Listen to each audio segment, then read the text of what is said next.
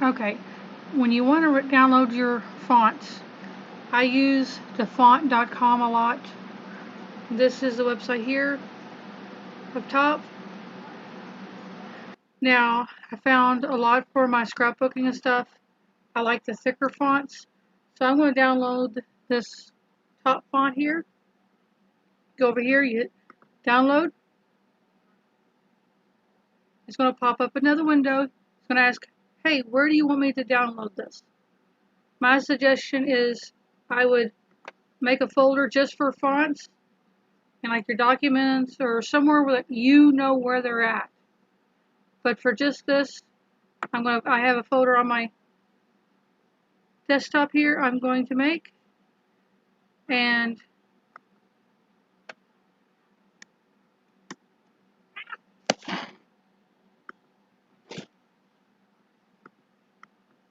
this is where I'm going to save it. So I'm going to save it. Now they save as zips, so that means you need to unzip it to actually use it. So now that it's downloaded, I've downloaded it to my desktop. It's in my new folder here. I'm going to double click, go into my folder. When you see this little zipper, that means it's a zip file.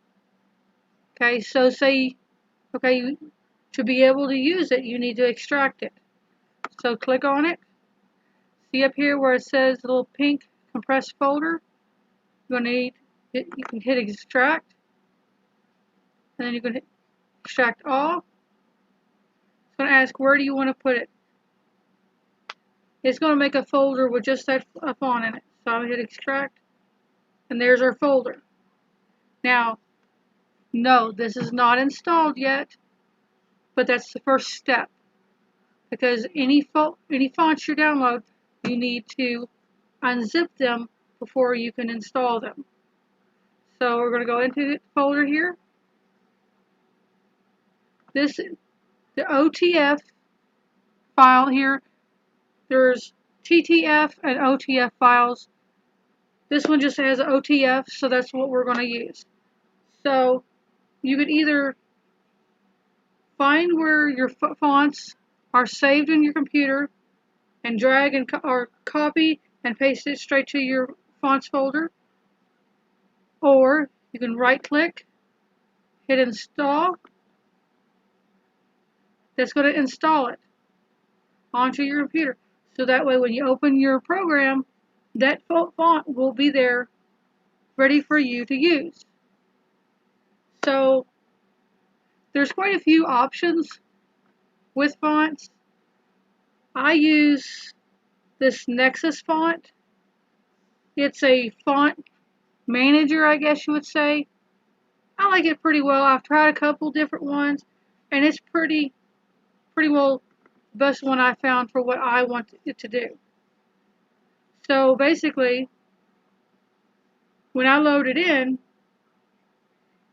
what it's doing is it is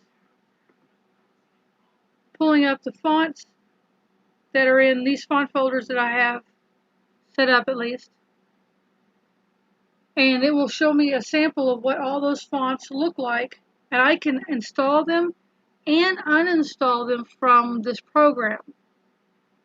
That way, because sometimes you can download a font and you don't want to have too many fonts because it slows your computer down and slows the program down and all that. So it's one of those, you want to pick your very best ones, but maybe you find one you want to use on a program, which is great. You can use it. You can go in here, you can install it, and then you can go and uninstall it. So I mean, these gives you can put your hello, how are you? A sample text, so they'll give you an idea of what each one's going to look like as you scroll through. So I mean, there's all kinds of things you can do with fonts. Start off basic and work your way up. And my best suggestion is download, go through, find you a few couple that you really like, unzip them, extract them, save them all in one spot so that way you know where they're at, install them and go from there. And when you get comfortable with that, then we can move forward and do some other things. And because some fonts come with what people call as glyphs, which is all the little curly tails and the little fancy things that goes along with it. Those are the next step after learning how to install your fonts and unzip your fonts. It's just too much to try to do all as one.